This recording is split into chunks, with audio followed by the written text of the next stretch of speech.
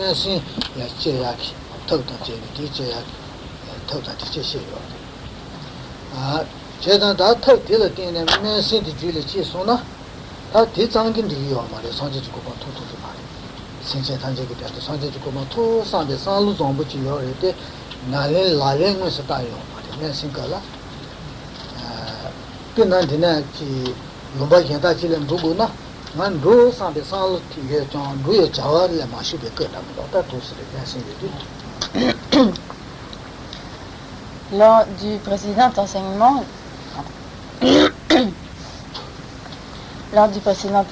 donc Jérôme traduisait, Kalembochi a parlé de la pensée de bodhicitta en tant qu'aspiration. Et à ce propos, donc, il avait expliqué, donc il y a ces deux aspects de la pensée de bodhi, donc la pensée de bodhi en tant qu'aspiration et la pensée de bodhi en tant que pratique ou en tant qu'application. Et donc, il a expliqué la manière de développer cette pensée de bodhi en tant qu'aspiration, mais donc comme le mot lui-même l'indique, cette aspiration se contente donc d'être une aspiration et n'est pas un véritable engagement à la pratique. C'est un petit peu comme si on se fixe une destination, qu'on a donc le souhait, l'aspiration à atteindre cette destination, mais tant que l'on est qu'au stade de l'aspiration ou du souhait, on n'est pas véritablement engagé sur le chemin, donc sur le parcours du chemin qui nous mène concrètement à cette destination.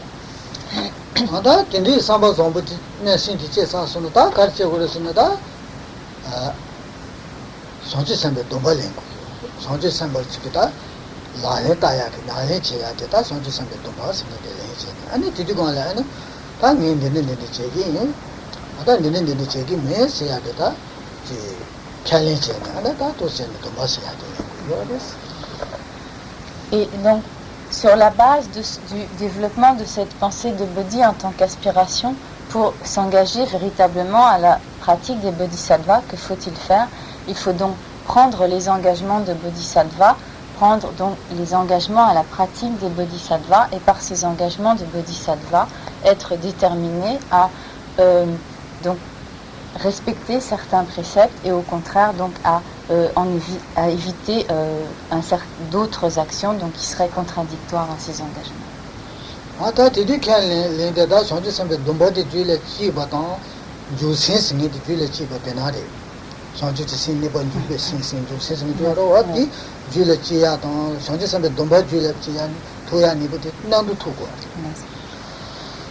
Et le terme tibétain, lorsqu'on parle donc de prendre les engagements de bodhisattva, le terme tibétain dit plus précisément comme lorsque les engagements de bodhisattva naissent ou sont comme engendrés dans la conscience d'un individu. Donc le moment où l'on prend ces engagements de bodhisattva, où donc ces engagements de bodhisattva sont produits dans un individu, et celui donc où la pensée de bodhi en tant que pratique ou en tant qu'application est produite sont concomitantes.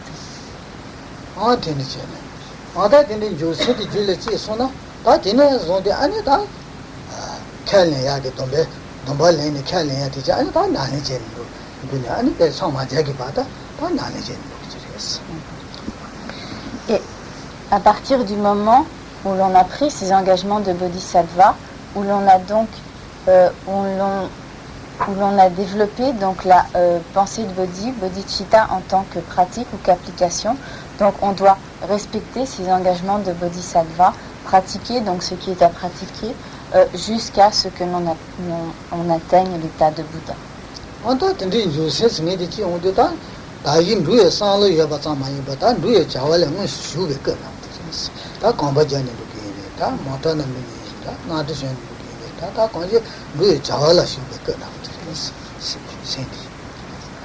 Et lorsque l'on a ainsi pris ces engagements de bodhisattva et que l'on a donc développé cette bodhicitta en tant que pratique ou qu'application, on est donc comme le voyageur qui ne se contente plus du désir d'une certaine destination, mais qui est effectivement, donc concrètement en chemin vers sa destination qui est en route, donc que ce soit en avion, en voiture ou en bateau, quel que soit donc le moyen de transport emprunté.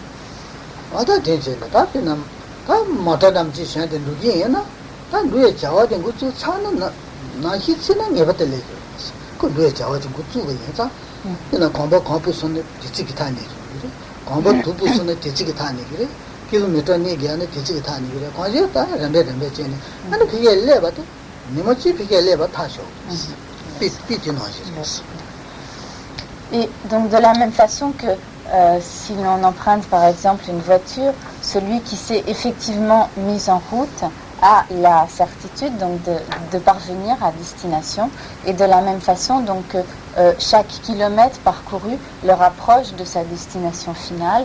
De la même façon, lorsque l'on a pris les engagements de Bodhisattva, donc que l'on a développé Bodhicitta en tant que pratique, application, au fur et à mesure donc du chemin parcouru, on se rapproche de la destination de l'état de Bouddha.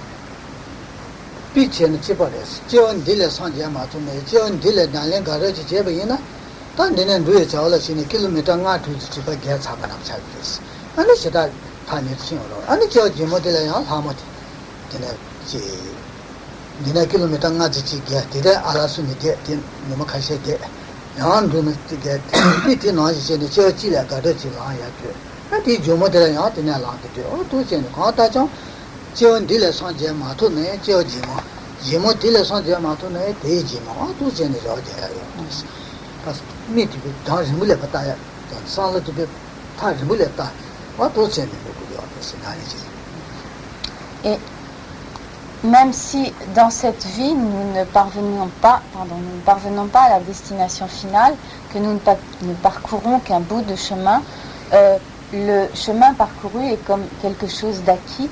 Et donc même si nous n'avons effectué dans cette vie qu'un parcours qui équivaudrait par exemple à 5 km, ce chemin est acquis, et donc nous pouvons, même si nous nous arrêtons quelque part en route, cet arrêt est un peu comme une étape, et dans notre vie suivante, nous pourrons donc poursuivre ce chemin de vie en vie et nous pouvons donc espérer ainsi de vie en vie nous rapprocher progressivement d'étape en étape jusqu'à l'état de Bouddha, donc même si nous n'obtenons pas dans cette vie présente la destination finale.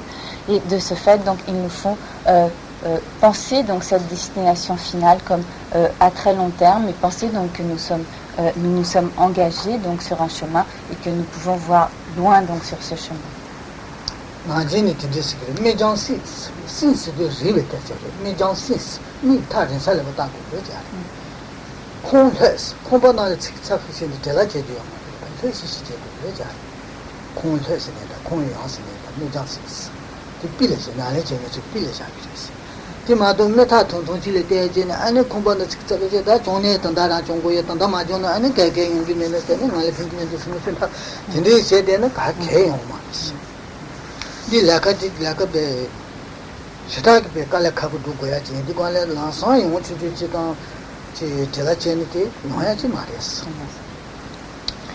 Il y a une image donc qui est donnée pour illustrer cela, qui dit donc il faut donc comme voir loin et donc ne pas s'affairer en toutes sortes d'activités pour le très court terme. Et donc effectivement, donc si nous pensons obtenir très rapidement un résultat, et que de ce fait nous agitons un peu en tous sens pour parvenir donc immédiatement à ce résultat, nous risquons donc d'avoir beaucoup de difficultés, et donc au contraire nous devons voir très loin donc sur la destination de ce chemin, et de ce fait nous devons en même temps, en ayant donc cet objectif présent à l'esprit, cette destination présente à l'esprit, rester donc calme et paisible et garder donc cette destination à l'esprit.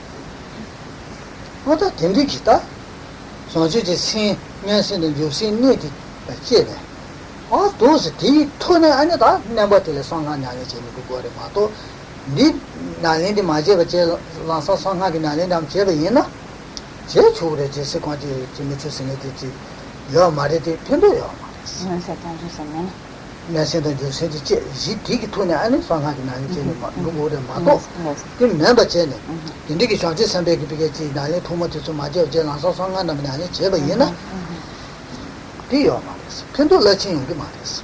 Lei Maris, Lesa de Lei Maris, and Maris. Et si nous voulons nous appliquer à la pratique des tantras, il sera indispensable au préalable de développer donc ces deux aspects de la pensée de Bodhi, donc bodhicitta en tant qu'aspiration et bodhicitta en tant que pratique. Car si nous nous engageons à la pratique des tantras sans ces développements préalables de la pensée de Bodhi, nous ne pourrons pas atteindre le but final donc de la pratique des tantras, le résultat de la pratique des tantras. Ok. Dichitan nombe tichimbe. Nombe tichimba kipe chitan kilo sute mate ha pina pele chene gilu ka di nema sacha chene si ordina ya gilu chang gilu sena mtinde mares. Nombe tichimba sute ne di dar mares. Bi lugora mate di neba chiki langa yo mares. Et donc disons ces points, ces conceptions donc sont communes à l'ensemble donc des tenants donc du grand véhicule, et cela n'est pas par exemple une affirmation qui serait comme l'exclusivité de la tradition Gelugpa, mais donc toutes les traditions tibétaines considèrent comme indispensable le développement préalable de la pensée de Bodhi si l'on veut s'engager à la pratique des tantras d'une façon qui puisse être fructueuse. Kachaye ngale tindi singi tindi sons kachaye sanchu le tindi yores dilube chi kala khandos nale che na kur mamu ji yongdos ti kala khandos tindi sikindi de yongdos ti naturels Donc Karen Botier donne cette précision car il a eu donc certains de ses visiteurs donc sont venus lui dire que la pratique du dharma selon la tradition Gelugpa était beaucoup plus compliquée et trop compliquée, trop difficile. Et donc en fait il n'en est pas du tout ainsi.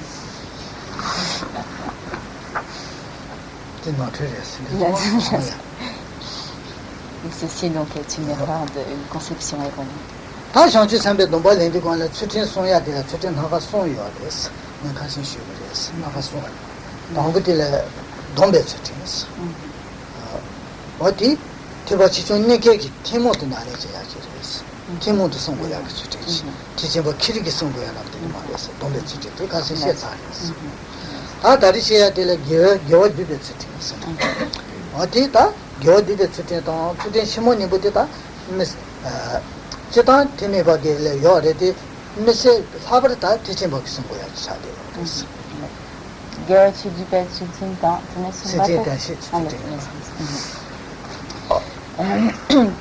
Et donc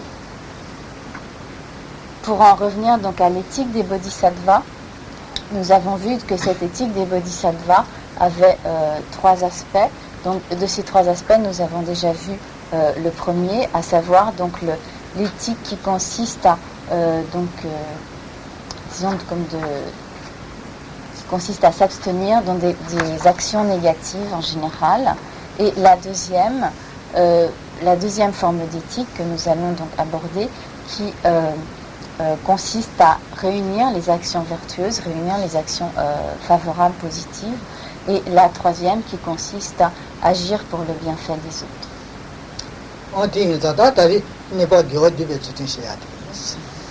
Et aujourd'hui, donc, Karen Botier va aborder le deuxième aspect de cette éthique des bodhisattvas, à savoir ce qui concerne l'accumulation, la réunion des actions positives favorables.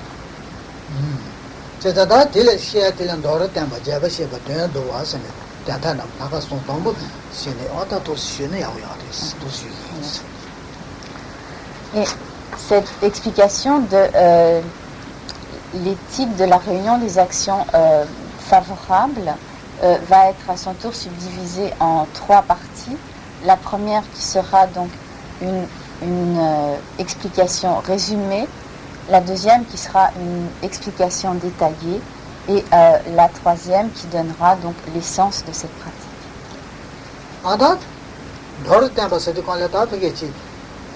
Julia Shea to Gangaya, Duty Chen, let's say at the North Campus.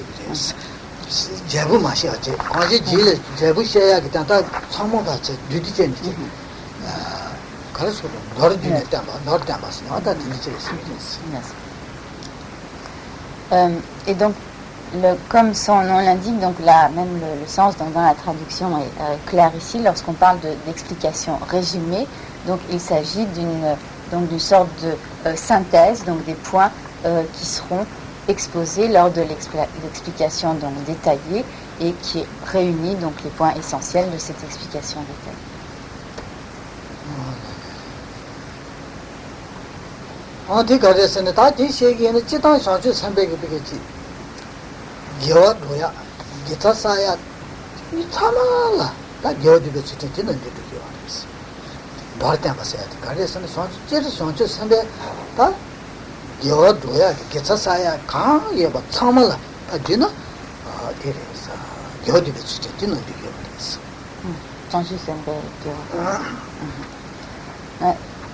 Mamachi shikunsa shirichi diesha chetan kamiti dombek sutin de chetan taichen d'entraînement qui sont sujet Simoni Buddha, c'était son nom, Simoni Buddha, chetan, Temi Bolle, Sinchitan Chego, Yore, Yeta Sabo, Yore, Zeti Sobe, Kizima Yes. J'ai oublié donc juste à la fois d'avant de traduire quelque chose que Rinpoche avait dit donc à propos de la répartition donc des trois aspects donc de l'éthique de la réunion des actions favorables. Non, pardon. À propos donc des trois aspects de l'éthique donc des bodhisattvas en général. Et donc nous avons vu donc il y a l'éthique de l'abstention des actions négatives, l'éthique de la réunion des actions favorables et l'éthique de l'accomplissement du bienfait des autres êtres. La première de ces trois sortes d'éthique est de manière générale pratiquée en commun, communément, donc par les disciples du petit véhicule et par les disciples du grand véhicule. Mais les deux autres sortes d'éthique, bien qu'elles puissent également être pratiquées par les disciples du petit véhicule, sont essentiellement pratiquées par les disciples du grand véhicule. Bon, excusez-moi, en même temps que j'écoutais Kalembochi, dans ce qu'il venait de dire, j'ai pensé que j'avais oublié de traduire ça. Et donc maintenant pour un autre, tu disais dans le thème Batera. Non, les carrés de Sana, tu as changé Sambe, Yo, Goya, Kang, Yabachi. Samala, Yo, donc maintenant, pour ce qui est donc de la réunion des actions positives, favorables, donc de manière générale, toutes les actions favorables, positives, accomplies par un bodhisattva sont incluses donc dans cet aspect de l'éthique de la réunion des actions favorables.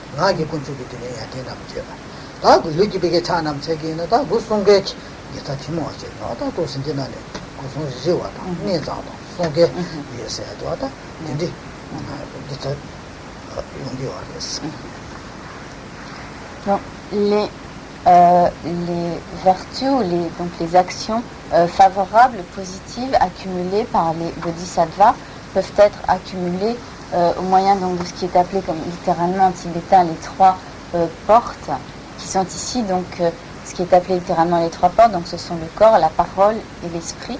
Et donc le bodhisattva peut donc accumuler des actions vertueuses, positives, soit par la pensée, soit donc par l'esprit, soit par la parole, soit par le corps, ou également donc par plusieurs donc de ces portes ensemble et plusieurs donc de ces moyens donc ensemble. Par exemple, si le bodhisattva est en train de méditer, qu'il médite par exemple sur la confiance en le triple joyau, il accumulera une action favorable de la pensée. Et si en plus donc de cette méditation sur la foi en le triple joyau, il prononce donc des paroles qui énoncent les vertus, les qualités du triple joyau, il accomplira donc une action favorable par la pensée et par la parole.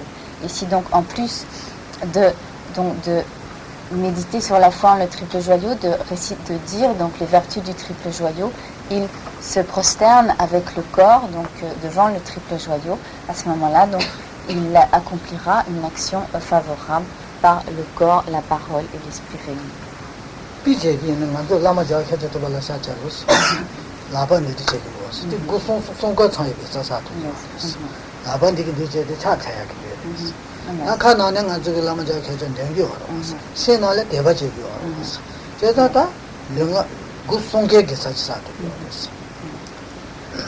Par exemple, lorsqu'au début de l'enseignement, nous joignons les mains et nous prononçons donc les paroles Lama Gyewa Shakyatupala Charselo, donc je me prosterne devant le gourou Bouddha, donc le Bouddha, le maître. Nous, à ce moment-là, donc nous accomplissons une action vertueuse par le corps, la parole et l'esprit. En effet, donc nos mains jointes représentent donc un hommage du corps, une prosternation du corps. Les paroles que nous prononçons sont un hommage de la parole, elles sont donc une action vertueuse de la parole, et notre esprit donc dans lequel nous produisons donc la foi confiante en le triple joyau est une action, donc cette attitude mentale donc est une action favorable de l'esprit.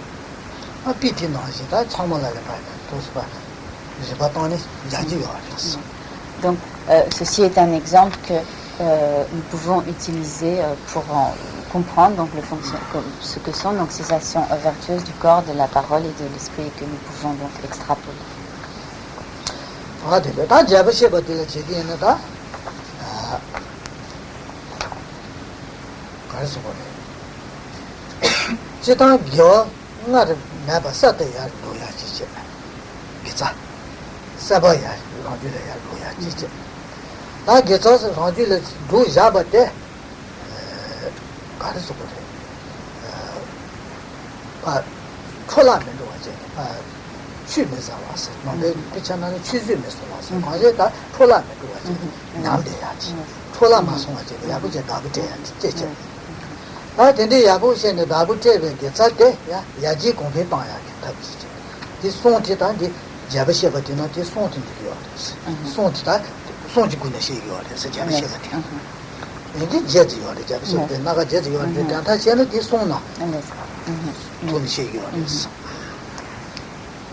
Maintenant, pour ce qui est donc des explications détaillées sur la pratique sur l'éthique de la réunion des actions vertueuses, il y a en tout donc 8 subdivisions, mais en fait ces 8 subdivisions peuvent être rassemblées dans 3 aspects qui consistent donc d'une part à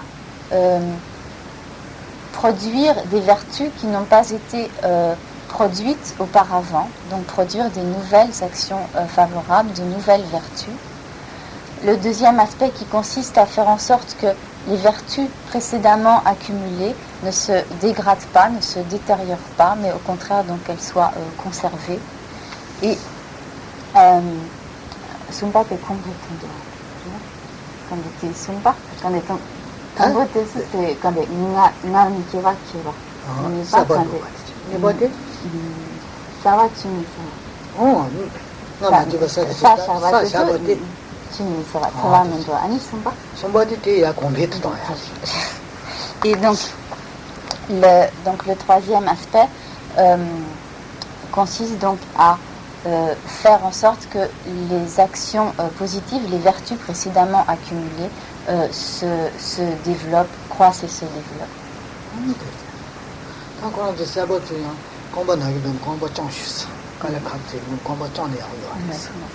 Donc, ceux qui n'ont pas l'habitude de rester assis en tailleur et qui ont donc mal aux genoux, mal aux jambes, qu'ils s'asseyent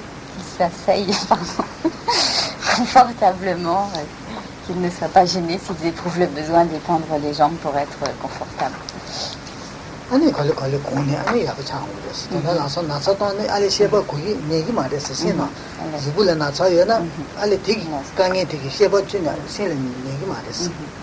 Donc progressivement, donc vous vous habituerez à rester assis en tailleur, mais pour l'instant, si cela doit occasionner une gêne, il vaut mieux donc ne pas avoir cette gêne qui va distraire l'esprit parce que la douleur des genoux, etc., va faire que l'esprit ne pourra pas être attentif. Donc il vaut mieux s'asseoir confortablement, étendre les jambes et pour avoir l'esprit attentif.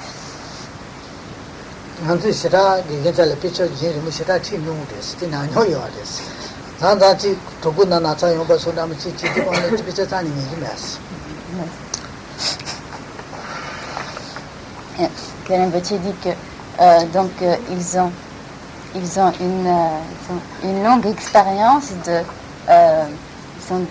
suivre pendant longtemps des enseignements, de rester ainsi longtemps, donc à écouter les enseignements d'un maître. Et donc par expérience, il sait ce que c'est que d'avoir l'esprit distrait, soit parce qu'on a mal au ventre, ou qu'on a donc un trouble physique quelconque, ou que l'on a faim, ou etc. Et donc il sait ce que c'est que d'avoir l'esprit dérangé par un inconfort physique.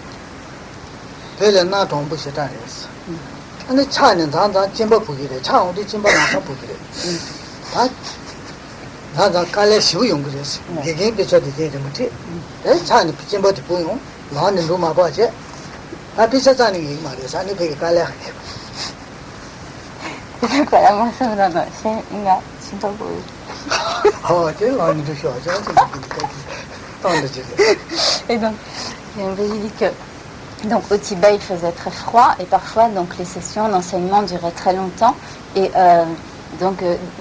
comme il faisait très froid, ils avaient envie d'uriner très très facilement et donc ils ne pouvaient pas quitter donc l'enseignement pour aller aux toilettes et parfois donc ils avaient une telle envie que leur esprit n'était plus du tout disponible pour écouter les enseignements.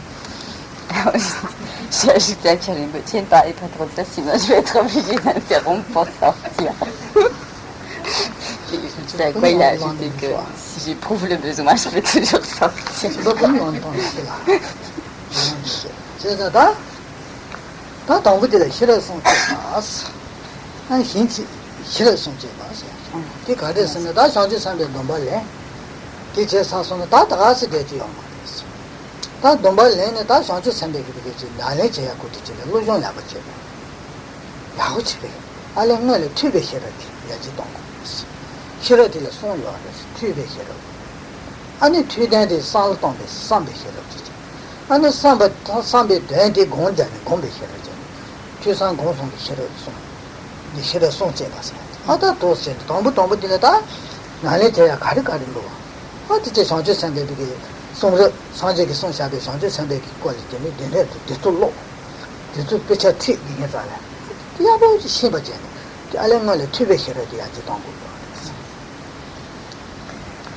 Donc, maintenant nous allons aborder les 8 subdivisions de l'explication détaillée de l'éthique de l'accomplissement des actions vertueuses des bodhisattvas, donc dans l'éthique des bodhisattvas.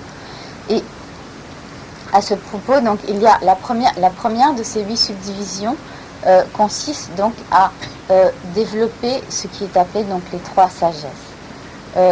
Ces 3 sagesses sont donc la sagesse littéralement donc de l'écoute, qui signifie en fait ici la sagesse de l'étude, la deuxième qui est la sagesse de la réflexion, Et la troisième qui est la sagesse de la, littéralement donc de la méditation ou de l'accoutumance. Et donc, lorsque l'on veut, tout d'abord donc en ce qui concerne la sagesse de l'étude, de l'écoute, si l'on veut s'engager à la pratique des bodhisattvas, il sera tout d'abord nécessaire de savoir qu'est-ce que c'est que cette pratique des bodhisattvas, et pour cela donc d'étudier les textes, de suivre des enseignements pour savoir exactement donc tout ce qui est contenu donc dans la pratique des bodhisattvas, la manière dont on doit s'appliquer à ces pratiques et en quoi consistent ces pratiques.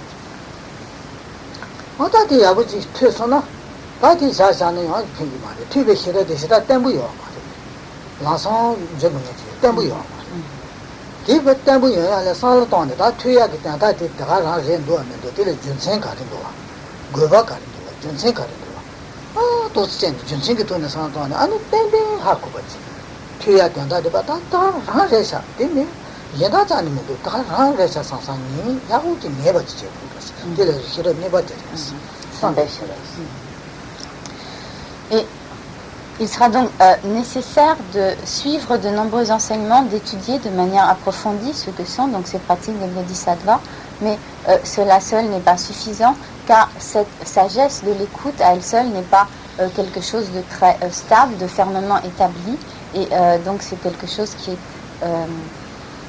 manque donc de fermeté. Et il sera donc nécessaire, après avoir étudié les enseignements, d'y réfléchir de façon approfondie, donc d'y réfléchir par soi-même, de se demander donc est-ce qu'il en est bien ainsi, pourquoi les choses sont-elles ainsi, comment cela se produit-il, etc. De manière à ce que par toutes ces réflexions personnelles, nous arrivions à la conviction intime de l'exactitude de ces enseignements. Et lorsque nous aurons développé donc en nous cette conviction du bien fondé donc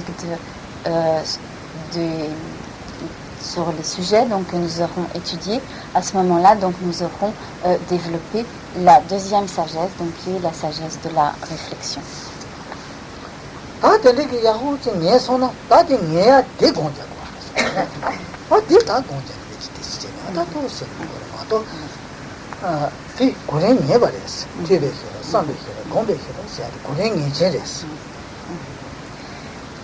Et donc, lorsque nous aurons développé donc, cette sagesse de la réflexion, donc nous serons arrivés à cette conviction sur l'exactitude ou le bien fondé donc, de la pratique. À ce moment-là, donc, nous passerons donc, au développement de la troisième sagesse, qui est donc la sagesse de la méditation, et donc nous passerons réellement donc, à la phase de méditation sur ces pratiques. Et donc, l'ordre dans lequel ces trois sagesses sont énoncées ne sont pas donc un ordre au hasard, mais correspond effectivement donc à l'ordre chronologique de la pratique, à savoir donc on commence donc par étudier les enseignements, puis on réfléchit à leur signification, puis donc on les met en pratique par la méditation.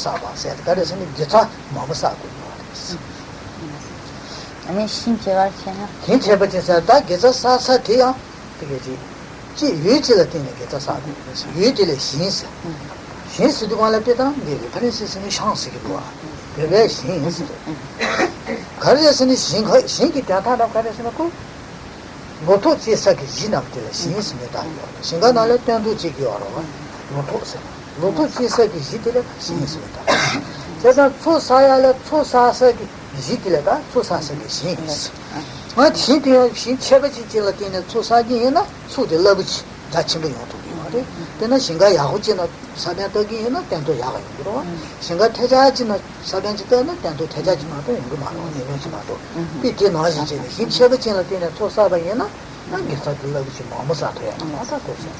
이 제가 지나 되나 안 쏘사. 진짜 사고 그랬어.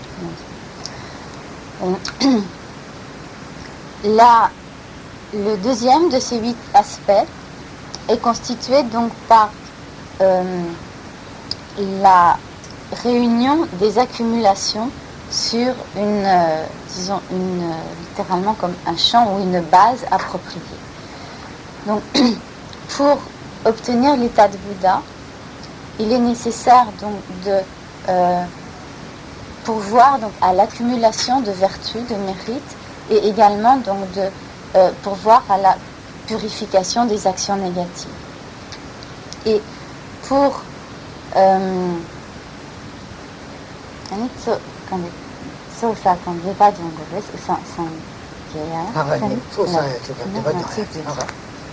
donc ici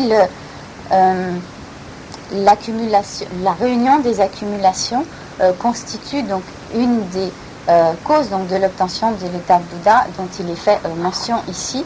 Et donc lorsqu'il est dit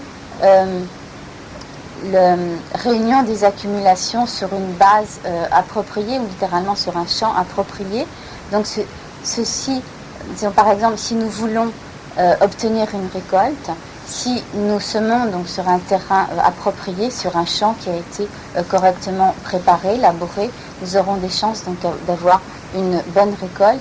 Et donc de la même manière, si nous procédons à la réunion des accumulations de vertus sur une base appropriée, sur une base correcte, les vertus accumulées seront d'autant plus puissantes, d'autant plus favorables.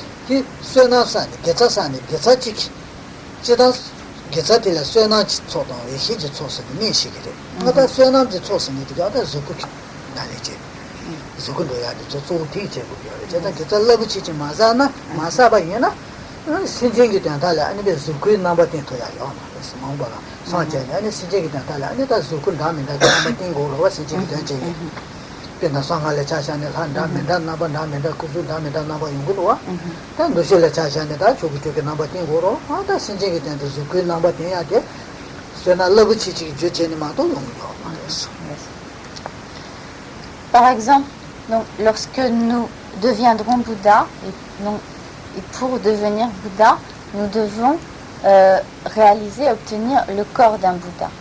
Or, à la différence donc, du corps que nous avons à présent, qui est donc le résultat de l'association des cellules parentales, donc le corps d'un Bouddha n'est pas le résultat de l'association de cellules parentales, mais ce qui est la cause essentielle du corps d'un Bouddha, ce sont toutes les accumulations de mérite.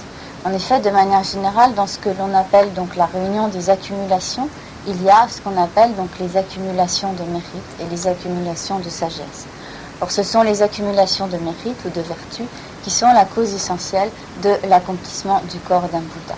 Et c'est grâce à cet accomplissement du corps d'un Bouddha que l'on peut, lorsque l'on devient Bouddha, donc accomplir le bienfait des êtres par toutes sortes donc, de manifestations corporelles, par donc, ce qui est appelé donc, toutes les formes de tulku, donc de ce qui est appelé nirmanakaya, donc selon les enseignements des sutras, ou selon donc ou avec donc toute la manifestation des corps des différentes déités, selon donc les enseignements des tantras, et donc les corps de la cause du corps d'un Bouddha qui peut ainsi donc se manifester sous toutes sortes de formes pour le bienfait des êtres, réside essentiellement donc dans ces accumulations de mérite, de vertu.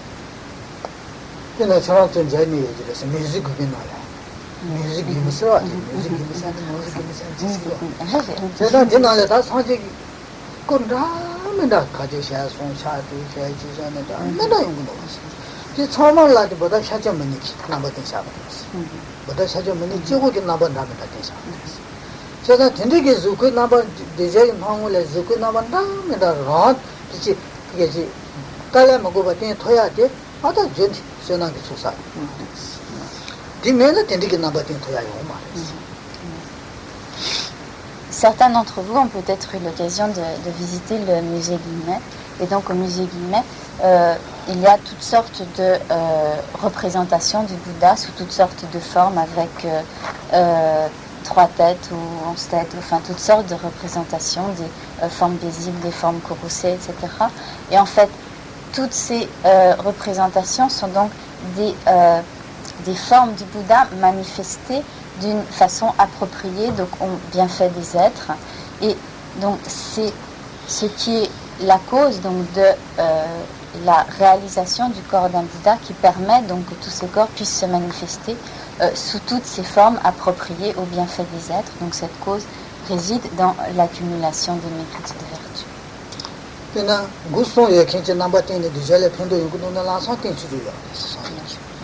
차종이 연이 라바종이 연이지 나바딘이 쿠틀 디젤 펜도 침보 나사지 나바딘이 코치딘 주고요. 디젤 가리 거긴 돈은 끄끄려 나서 지 땡치지다 상제스네 세선 받아 주고 다음에 나바딘 주고요. 도서 제 디젤 펜도 연이 때문에 마도 디젤 펜도 가면 안 돼. Par exemple, donc s'il est utile au bienfait des êtres ou d'un être particulier que le Bouddha se manifeste sous une forme à 3 têtes, par exemple, spontanément, immédiatement, donc il va manifester cette forme donc à 3 têtes, 3 visages, ou si dans un autre cas, pour un autre individu, ce qui est utile donc à ce disciple, c'est une manifestation donc à 12 têtes, etc. Donc une autre manifestation. Immédiatement, donc le Bouddha va manifester cette forme qui est appropriée donc à tel disciple, à tel être. Et donc donc à nouveau, la cause de tous ces corps manifestés du Bouddha réside dans ces accumulations de mérites.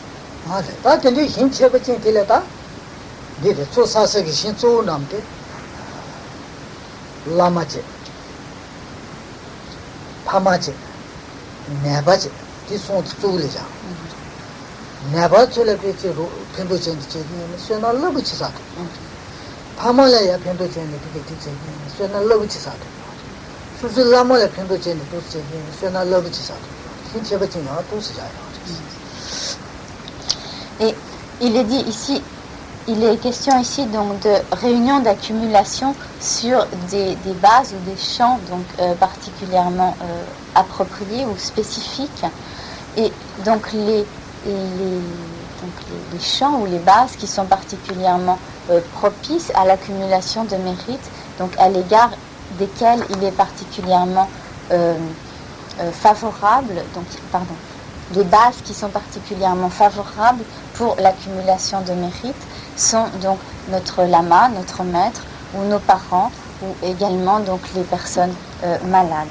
Et par exemple, donc si l'on accomplit donc une action positive à l'égard de son maître, une telle action est dotée donc de bienfaits extrêmement puissants.